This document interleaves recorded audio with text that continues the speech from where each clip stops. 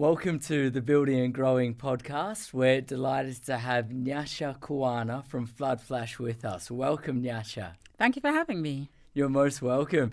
And I think today is really sort of the first truly winter day here in London, I guess, apart from, the stormy last weekend with Bavette. Yeah, it feels quite... I guess it's actually, I think we're having a bit of spring, a bit of summer, a bit of autumn thrown in as well as winter. It is one of those days. Yes, yeah, indeed. And look, I mean, I guess it's only going to get colder from here. I'm kind of counting the days to go on a holiday to the southern hemisphere. Yeah, I think what gets me are the short days. I can't believe how dark the nights are already. Yes, yeah, indeed. And I know we're filming now at the end of October. We're going to push the clocks back this weekend. Yep. So we'll get a little reprieve before, 8:30 a.m. sunrises. Yeah, but for me, actually, the evenings are worse. Oh, really? Yeah. But, when it gets dark at 4, my goodness, that's really tough. I just want my duvet at that point. Yes, yeah, that's it. It makes for a tough commute home at the end of the day. Exactly. Excellent. Well, Nyasha, you're currently working at FloodFlash, but let's dive into your background to kick off. Do you want to introduce yourself to the audience? So I think I told you when we first met that I've ended up working in insurance really through a series of accidents. Yes. So really started at university and some random emails I was getting, which then got me working in Japan. Then very early days, probably day 5 in Japan, I moved into my new apartment and I was given these insurance documents and I didn't really understand what these documents were about. So I asked my colleague who'd moved me into the apartment to explain them to me. One was health insurance, the other one was to do with my apartment, and she said it's sort of standard terms, and I said I've been quite sheltered from this experience of insurance. I just left university at this point. Please explain to me what standard means. And I really think she was making it up. But anyway, what she sort of said to me was, well, in the event of an earthquake, a typhoon or a tsunami, she just named all these catastrophes that I was already a little bit concerned about, having lived on this rather benign island that is Great Britain. She then said, well, in the event of all those things, they'll rebuild your apartment.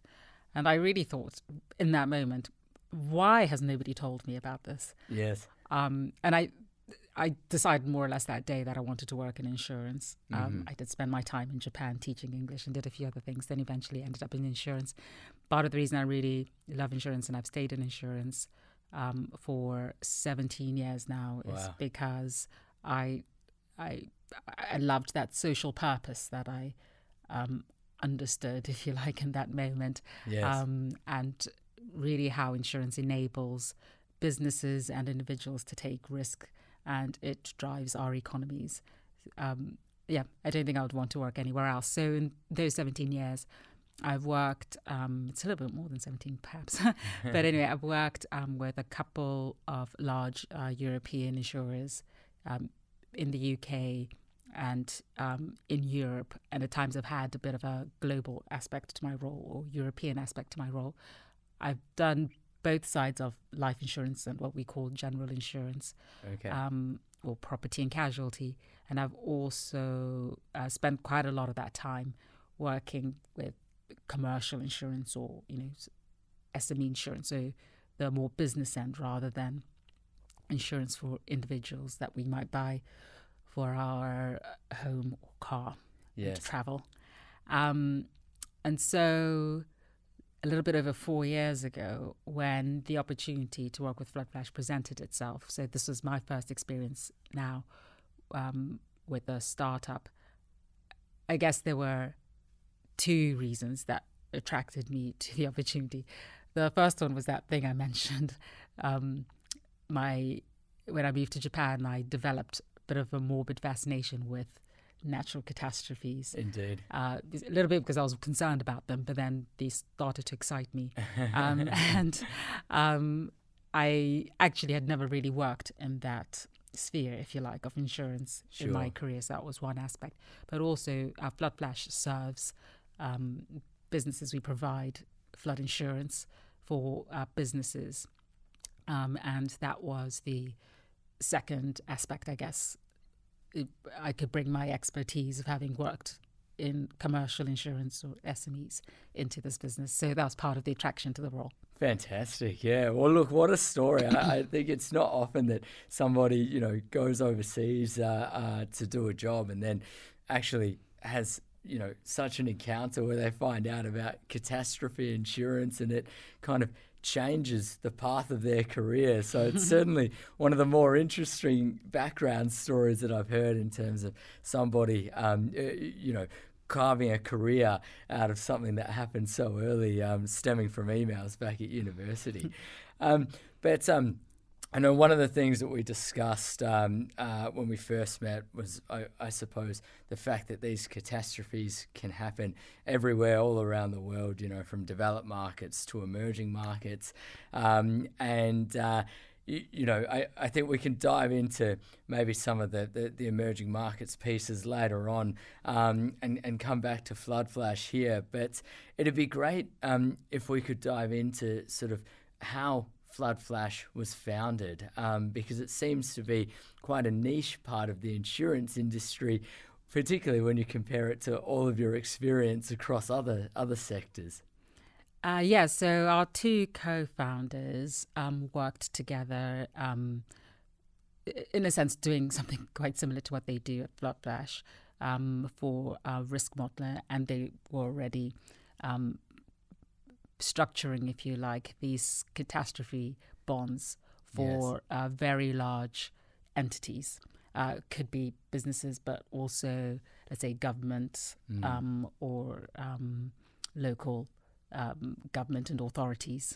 Sure. And one of the case studies that we talk about is how they worked with the MTA, who provide transportation in New York, to provide for them a product that would pay out if water reached a particular depth at a river gauge that's already out there. In New York, I've been there, I forget what the name of the place is in New York, but you can see the river gauge. Yes. And this is what they were using to structure this product. So as soon as water reaches that point on that river gauge, what they did understand is that the New York subway would flood. Wow. And they would need a payout for cleanup or other actions to restore, if you like, service. Has it ever flooded? I actually don't know if since it has flooded, but it had flooded previously, which is how they knew that at this point we're in trouble, as it were. Yeah, I guess retrospect is, such a beautiful thing in life, unless it's something like, a flood. Yeah, but I guess they'd struggled anyway to find another, if you like, financial instrument to protect them for such an event. Indeed. Up until this point. And I guess that's where we come in. So they were doing this, like I say, for large organizations or let's just call them organizations where the cost as well of putting in place such a product was huge. Sometimes £1 million just in lawyers' fees. And what they thought was we could do this for all businesses, right? And Indeed. give all businesses the opportunity, if you like, to recover if they suffer from catastrophe flooding. So I guess what we've done is replicate that model, and using technology like, well, a lot of the data we have there, a pricing model that allows us to price for small and large risks, and also this concept of parametric insurance. We're able to provide businesses, small and very large, extremely large, with parametric cover. Okay. So that first, the MTA product is the one that inspired, if you like, what we do now. And I guess it has much more mass application. Yeah, it certainly sounds like they've democratized a product for businesses of all sizes. Nyasha, you mentioned a word there which I first learned in our previous conversation, which was parametric insurance. So I'm wondering if we could do quick fire definition of parametric followed by indemnity insurance. I might flip it the other way because we're all more aware of what indemnity insurance is. This is what we experience most of the time. And I guess with indemnity insurance, what underwriters will do is they'll assess your risk and your likely losses should certain events occur, and they price for that. Should those events occur, what they do is try and restore you to exactly the same place as you were before that event had occurred. And often there is a process of loss adjustment, so they will come and assess fully your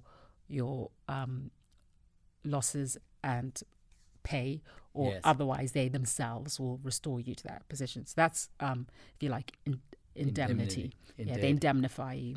Parametric insurance, in a way, is a bit the reverse. So when you set up a policy, what you do is you define the event very precisely, and also you define the payout. Yes. And what we what we say is parametric insurance has existed for centuries. So in ancient Rome, they had a contract called bottomry insurance, where if you were the owner of a ship and you lost it at sea, you were paid a pre-agreed amount. Okay. So the event is obviously like loss of your ship and cargo, and the payout is pre-defined. And in modern context, we still have something that everybody understands, which is akin to parametric insurance, which is life insurance. Indeed. Often the event we talk about with life insurance is death. Yes. And again, the payout is pre-agreed. Nobody assesses at the point at which somebody dies, if you like, the value of their life or their future earnings. The amount that policy pays out to their beneficiaries is predefined. So that's what we do. Fantastic. Bringing it back to FloodFlash and what we do, just so people understand it. Yes. Specifically, what is defined as the event is the depth of water. And remember, I talked about that gauge in New York. It's a similar thing. So when water reaches a specific height, we will pay a pre-agreed amount. Yes. It does require the person, whether it's the customer or their broker, if they're working with a broker, to understand what their potential losses might be in that event. And we're then able to pay our claims pretty quickly, because all we have to do is wait for that event to occur. Yes. If we can verify that the event has occurred, we can pay. We don't have to send out loss adjusters and a whole host of things to determine what the payout might be. Indeed. So you might ask, why wasn't anybody doing it before?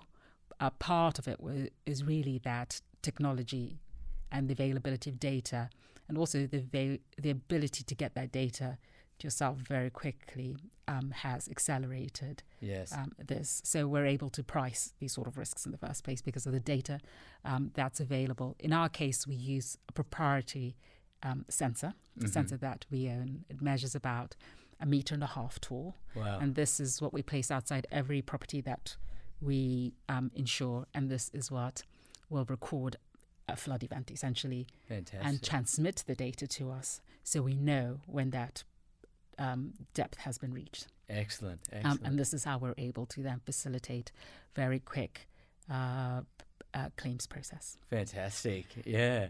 And look, I mean, in terms of the claims process, are we able to, let's say, use ranges of how quickly is FloodFlash able to pay out relative to, let's say, what the old school process might have been? Yeah, so if you imagine, particularly because we are concerned with catastrophe, so here we're talking about sort of events that cause large-scale damage, whether it's like volume of properties, businesses impacted, and also, cost that can be financial or costs of life. Yes. So often we're talking about natural disasters, such as hurricanes. I talked about typhoons in Japan and tsunamis, which are more common in that part of the world, but it can be wildfire as well. And flood is a broad category. But they can also be man-made disasters, if you like. And the recent pandemic that we all underwent could be categorized as a catastrophic event. And so if we take flood, which is what we do today, and this weekend past, whole areas, sometimes towns, are affected by a flood. And these events can also make the process of even accessing those areas very difficult. Indeed. And so, if you like, from the point at which the event happens to when these loss adjusters that I talked about might be able to get boots on the ground and assess the risk, and then take that information away well, in the first place, just put a value on it if they're writing a check. That already could take quite a long time. But there's also a process of then reinstating the properties if that's what needs doing. Again, the other thing you can imagine is that you have a rush for very limited resources. So there are not enough loss adjusters at that time. You don't have enough skips available to remove the waste and so on and so forth. So it could take months, is what I'm trying to say. Wow. In our case, we aim to pay all claims in 7 days. Exceptional. We paid our fastest claim a year ago, last November, in fact, in under 4 hours, 3 hours, 50 minutes. That's from the moment that trigger depth was hit to the moment we authorised payment on our platform, 3 hours, 50 minutes. At that time, when we made the payment, there was still a metre of water outside the property that of the policyholder that we were making the payout to. Wow. So already that's a contrast, isn't it? Because we've paid, but the event hasn't even passed. Yes. Unlike in other cases, they would have to wait. Also, we are notified of the event by our sensors. We don't have to wait for the policyholder to notify us. That process could take quite a while because they're not at the property often. What seems to happen with all these floods, they happen at night, they happen at weekends. And remember, these are businesses, right? Yes. So their owners and staff are not necessarily at the premises at that time. But if, like one of the floods that occurred with Storm Babette this last week, 6 days there was flood water, so you can't even access the property for those 6 days. Shivers. And then the process of even just starting the claim can take a long time. Yes. And paying a claim quickly is really important. I talked about limited resources, even if we're just talking about skips. If a business owner knows that they have the money or that the money is coming, they can start getting contractors on board. And some contractors won't start a job until they know the money is coming. Okay. Because they've been risk on their side. Yeah, exactly. They could be doing another job, or the money never comes. So a whole host of issues. And in all this time, I mentioned that you're waiting for loss adjusters, you're waiting for skips. The water is setting in, the rot is setting in, and actually the loss is potentially worsening, right? There's even more work to do. So in the UK, business in the community estimates that 40% of businesses will go out of business after suffering from catastrophic flooding. Wow. And a lot of that is really linked to cash flow. Yes. So really, like, going back to why we value, if you like, paying claims quickly, or we think our customers do, it really does help them to survive. It helps them pay the bills in the short term. It helps them maybe put in alternative plans, like they could open alternative premises and operate from there in the meantime. It helps keep their staff, and the sooner you can do it, the better. I'm really also conscious that we don't solve all the problems for businesses. They still have to recover from that flood, and for a lot of business owners, it is their passion. They also have a lot of responsibilities to their employees and their staff. What I would say, though, is that by paying claims quickly, we give them one less thing to think about. Indeed. So they know we're going to pay quickly. So through our process, we communicate that. And then eventually we do pay quickly, and they can get on, if you like, with their recovery. Yeah, indeed. I mean, I certainly think working capital is a real key point for many, many business owners. But I suppose, in the event of a catastrophe, they've got their staff, they've got their suppliers, they've got the commercial contracts that they might not be able to honour, and insurance claims. And, I've got a lot of respect for people that work in the insurance industry, because there is so much paperwork involved at every step of the process. I think for business owners to be faced with a whole heap of paperwork in the midst of a catastrophe, it can be a question of when do I have the time to fill that in, let alone and wait? even practically, it might not be possible. So in our case, there's no claims form to fill in. Like say, we notify them of the claim. Yeah. The only communication really we need from them is confirmation of their payment details, and that's it. Yes. So practically might not even be possible, as in, are they connected to power? Are they connected to the network? Yeah. A lot of companies don't necessarily require you to print off paper, but if you have to print off paper, how do you do that? But yeah, and also maybe you are trying to deal with more urgent things, like you say. So we also try and take away, if you like, the hassle of claims with our process. Excellent. So, look, we've spoken, I suppose, about the claims experience, let's say, or how that is really automated. I might just jump back a step to something you mentioned around assessing the risk and then pricing the risk. So, are you able to talk us through, how that process occurs when a business might be asking for a policy? So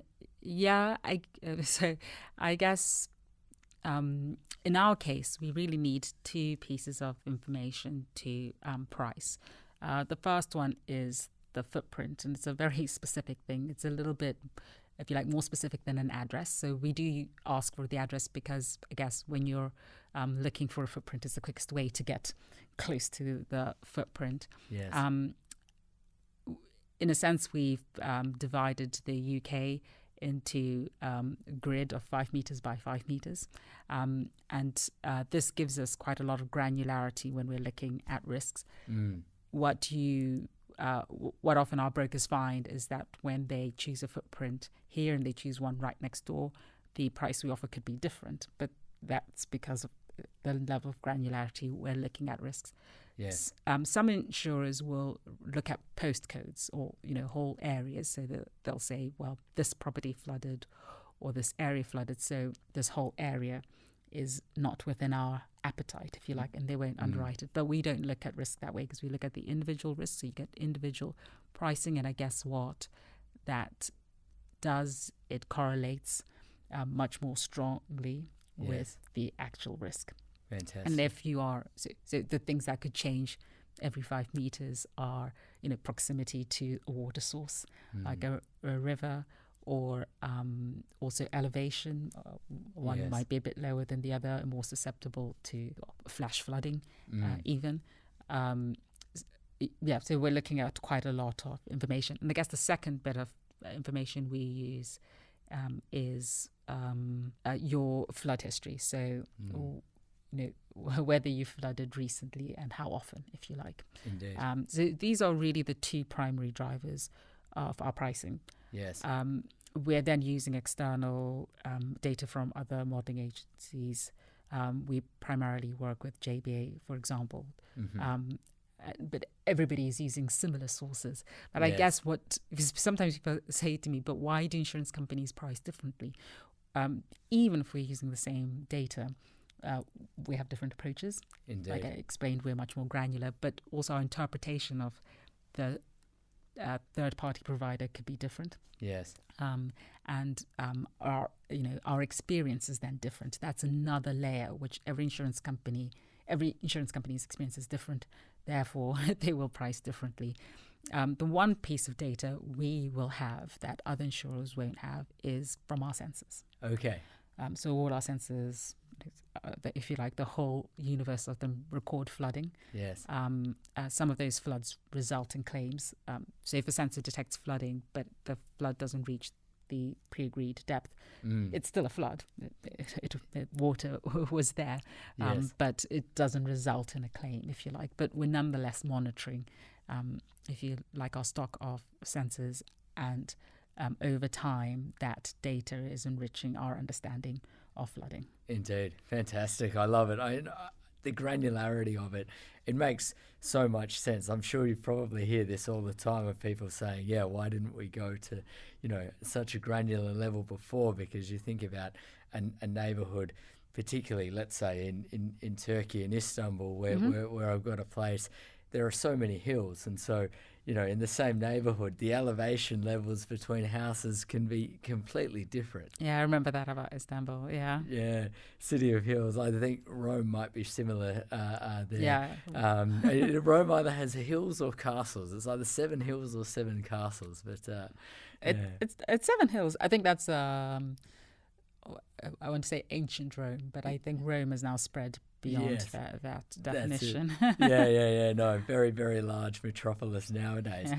Well, thank you for taking us through that. I think that, the granularity of data is one thing which is very interesting to look at, and, how that can affect price, and combining your own internal data sources of, understanding whether there are floods or not, despite not hitting the thresholds, provide you with an aspect of real-time data that can be used in the future. And I want to just sort of take a step back now into looking at, let's say, the insurance market in general, because there are a lot of different terms out there like underwriters and reinsurance, and just understanding sort of how FloodFlash is able to issue these policies. So I'm not sure whether you want me to sort of break it down question by question, or if you'd like to kick off with an overview and then I can dive into some more granular points. Let's go with your questions. Yeah, fantastic. Yeah. So are you able to talk us through how FloodFlash is able to write these policies? Does FloodFlash have an insurer that sort of helps it out in case it needs to pay a claim? Yes, so we are set up as an MGA. It's quite a unique structure in the UK, but what it allows us to do is, in a sense, operate like an insurer. As far as a lot of our customers are concerned, we're an insurance company. They don't distinguish us from others as an MGA. What we are able to do is to design our own products and our own pricing models, and also to distribute our products, essentially. Yes. What we don't do is provide capacity, though. I guess this will be the difference between us and I'm going to call it a real insurer or a reinsurer. So reinsurers are insurance companies for insurance companies. Sure. If you like. And in our case, we do work with the reinsurer. Yes. And it is the reinsurer that provides the capacity. Yes. What we can imagine, I'll make these numbers up a little bit, but just to be illustrative, of every £100 in premium that we receive, we cede £60 of that to the reinsurer. The 40 we keep is for two purposes. One, to run our business, just operational expenses, if you like. And the other, I'll call them the cost of distribution. So depending on your model, it might be marketing. Yes. Or in our case, because we distribute through brokers, it's largely the commission we pay to our brokers. Sure. So this is what it covers, our offices, employees, like say general expenses, plus the cost of distribution. Sure. The other £60 we see to the reinsurer, they primarily are putting that away to pay future claims. Yes. They will take a little bit off to pay for their own operational expenses, but primarily this is what it serves. Yes. And if we had our own capacity, we would be doing the same thing. We would keep £40 of it to pay the bills and the cost of distribution, and we would put away the other 60 for future claims. Fantastic.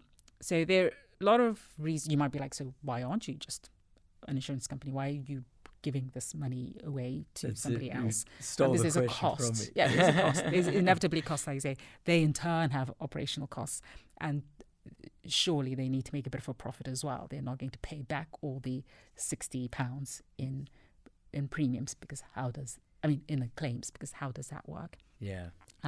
So particularly when you're small, as we are, the challenge, all insurance companies are obliged to do this, but what insurance companies do have to do is essentially have in reserve money to pay for a certain size of event. It could be a 1 in 100 year event or 1 in 200 year event, in fact.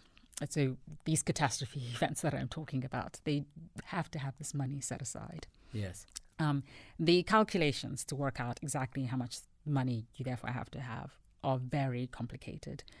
For property, you tend to have to hold more than for motor insurance, for example. And the more diversified you are, and you can be diversified by geography.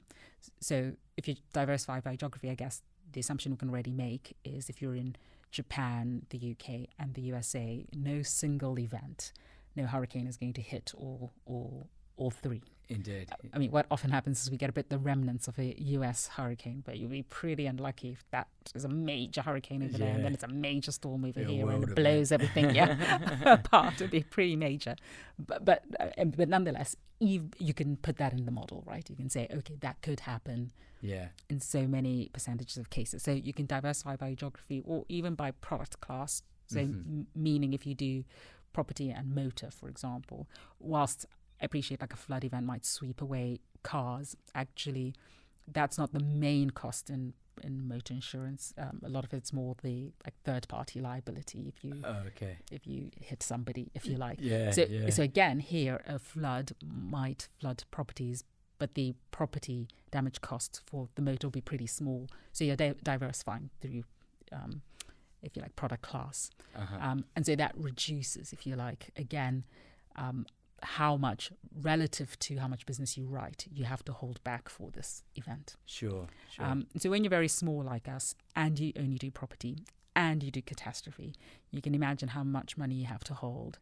And for investors in particular, it doesn't really make sense. You're going to have to get that money from somewhere, right? So you're going to have to say to your investors, again, I'll make up some numbers, we will need £5 million to run our business every year, but we'll need £10 million just in case one of these events happens, and that just needs to sit. Safely. It's not quite in a bank account. You can invest it, but it has to be quite liquid, right? Indeed. In case this event happens. Yes.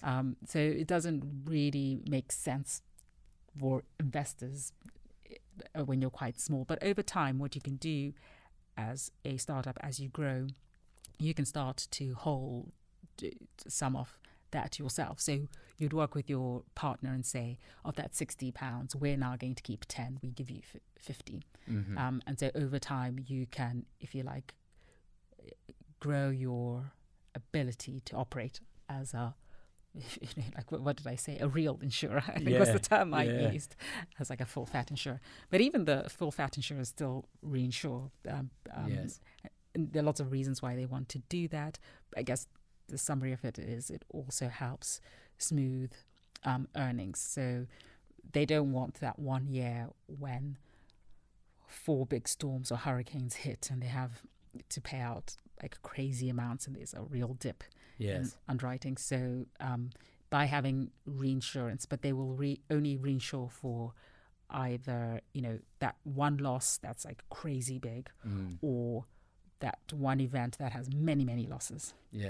They will choose, if you like, their reinsurance strategy because they say there's a cost. You're paying premium too for your reinsurance. So they will also use it, or much large groups can cross-subsidy, so they might create an in-house reinsurance company. But it means like every reporting entity has the ability to smooth out their earnings as well. Fantastic. Excellent. Well, look, thank you for taking us through that, because I think it's, really important for people to understand that actually, like MGAs, for example, do, I suppose, receive the capacity from larger insurers. Insurance is a fascinating market, which I feel like I'm learning more and more about every day. So far, we've covered the sort of customer journey of taking out insurance and what FloodFlash does in terms of looking at such a granular area and different data points in order to assess and price the insurance.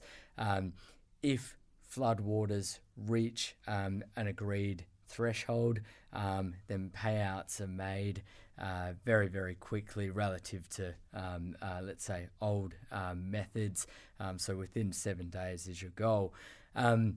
We've talked about the positive impact that can have when it comes to working capital and just, post-catastrophe management for businesses. One, I suppose, question I have is about distribution and just understanding where do brokers shop for catastrophe insurance?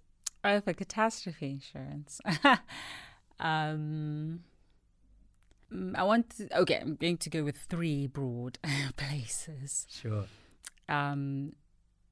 Within traditional insurance products and amongst the, if you like, established players, you might be offered anyway catastrophe cover as standard. Yes. So actually, in the UK, we provide flood cover, but in general, this is embedded within some other property cover. So we're really operating in the, if you like, minority cases versus the whole market, where the established insurers don't want to provide cover or don't provide sufficient cover. Yes. And there are many definitions of sufficient cover. So that's a way to say it. The established generalists might provide it. Yes. Then you have specialists like FloodFlash. I guess that's the second place where you could shop for that. And I think if you're in the UK or elsewhere, the other place you could go is to Lloyd's of London. Mm-hmm. So Lloyd's of London is an attractive, I guess, market to go to because they tend to have a greater appetite for unusual risks. Uh-huh. I think I gave you the example last time we met. We talked about, I don't even know the actress's name. I might do if I scratch. From Ugly Betty, yes. Yeah. About how her smile was insured by the market. So it's not only unusual, but it's unique. Is what a lot of the generalist players are good at, is underwriting and pricing very similar risks. Yes. But they rarely get somebody saying, can you issue a policy for, Ugly Betty's smile? Because if, she walks into a lamppost at the weekend and ends up with a really fat slip, that's 7 days we can't film, and this will cost us an awful lot of money. This is, too unique for them. It's not what their it's not where their strengths lie. Yes, yeah. So I guess that's the other place where you can go if you're looking to insure something that where you're struggling to find appetite elsewhere in the market. Fantastic, yeah. And look, that I guess brings me to one of my passions, which is emerging markets, because I've lived in quite a few different emerging markets, and sometimes even from a travel insurance perspective, I've had to take out what's called war zone insurance. But I think about the investors that I know who may have invested in emerging markets before, whether that's through private equity, say infrastructure, or just direct investments of buildings and such. And I'm wondering, is Lloyd's of London and their marketplace somewhere that you might be able to find insurance for, assets in emerging and frontier markets? I think, in a word, yes. Mm-hmm. I think some of the challenges with Lloyd's of London is maybe a lot of the, if you like, insurance companies that operate in there, the syndicates in there. It's not just about risk appetite; it's also premium appetite. Mm-hmm. At the beginning, I was talking about what the co-founders of FloodFlash used to do, but they were looking at these types of unique risks where I said the setup costs are quite high. I guess Lloyd's of London is also operating a bit in that space, right?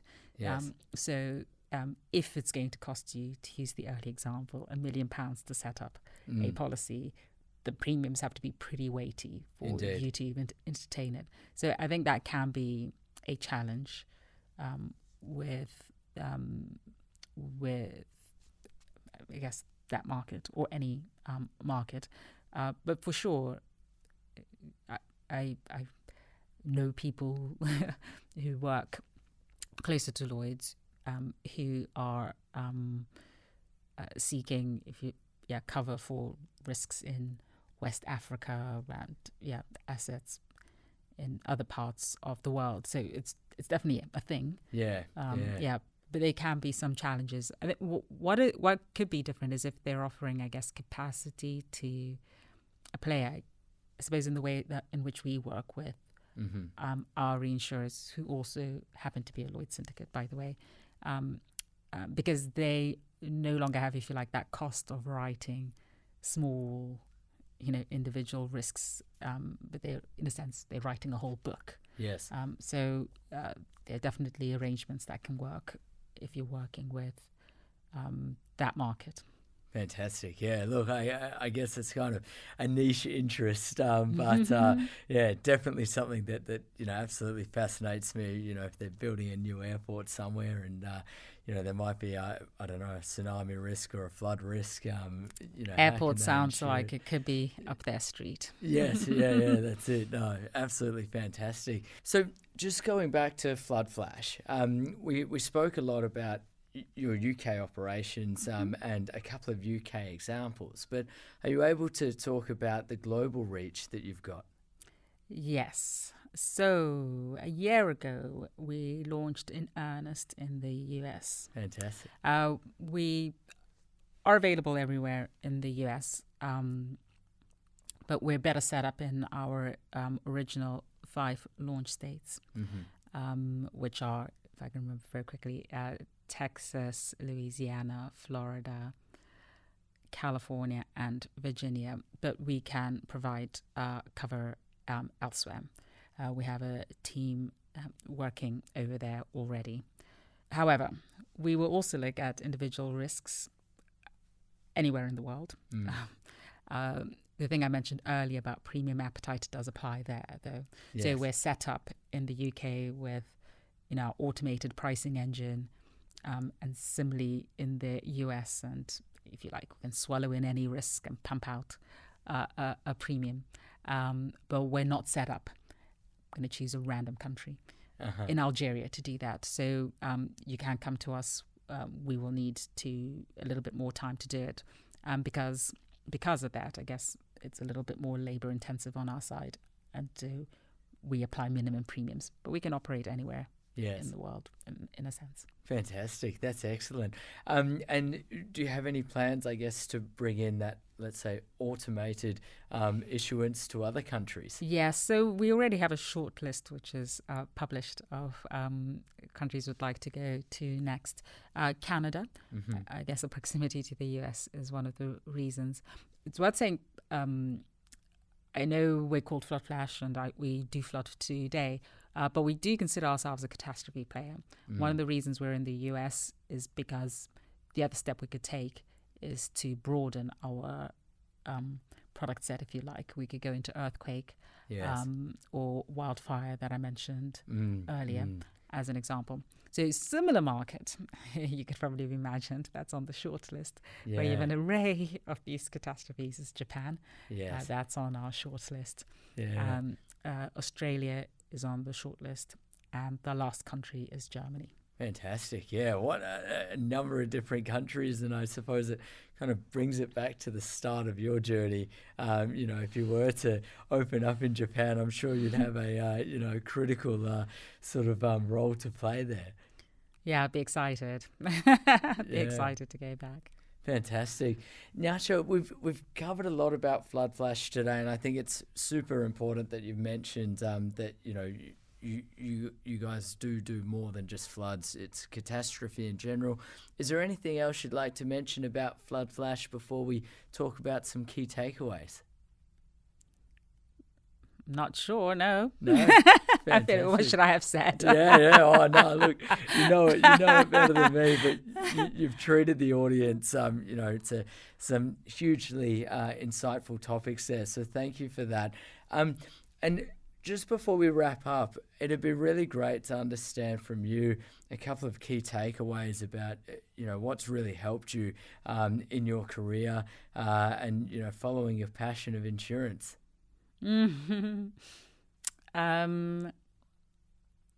I'll say the first manager I ever had in insurance gave me some valuable advice, which I think applies to both manager and direct report. Mm-hmm. And the thing he said to me then is, my job as your manager is to push you as hard as I can. Mm-hmm. Your job is to push back. Particularly after that, I had a lot of, maybe not a lot, but I had a couple of demanding managers. And I really remember taking that counsel, and it helped me manage those relationships. Yes. They knew when too much was too much.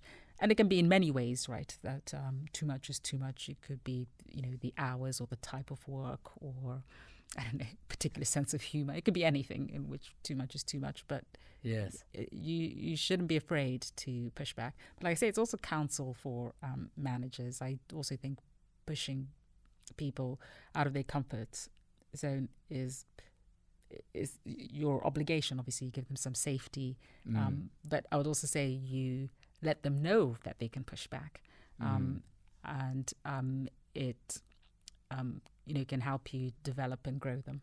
So it's advice for both sides, really. Yeah, that's a really good point, particularly around, I suppose it's really good open two-way communication. Mm-hmm. Communication shouldn't ever just be a one-way street, but particularly I think when I was younger in my career, I certainly thought it was like, all right, you do what the manager says, and that's that, never push back. So I think that's a really good piece of advice that a lot of people will be able to benefit from, and it should be spoken about more often. Excellent. Well, Nyasha, thank you so much for joining us today, and we look forward to FloodFlash's international expansion and hearing how it goes. Yeah, we'll keep you posted. Excellent. Thanks so much.